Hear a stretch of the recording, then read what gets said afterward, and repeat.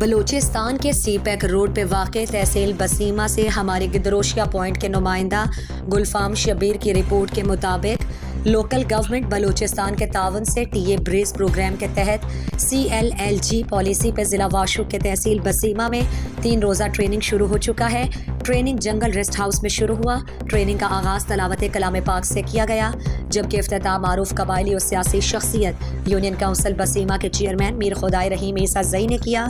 Training میں محکمہ تعلیم، محکمہ صحت، محکمہ لائیو اسٹاک، محکمہ ایگریکلچر، محکمہ سوشل ویلفیئر اور لوکل گورنمنٹ کے افسران، میڈیا نمائندگان، LSOs کے صدور، NGOs کے ضلعی سربراہان، جنرل کونسلرز، UC چیئرمینز بھی شریک رہے۔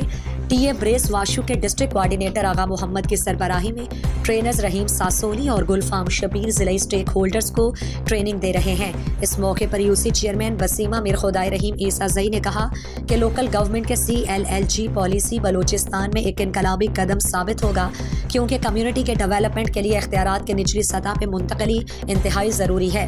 ہمیں ایک ساتھ مل کر بریز پروگرام کے تحت بنائے گئے کمیونٹی آرگنائزیشنز کو فعال کرنا ہوگا، تاکہ ہم اپنے کمیونٹی کو موبلائز کر کے لوکل گورنمنٹ کے اس پالیسی کو کامیاب بنا سکیں۔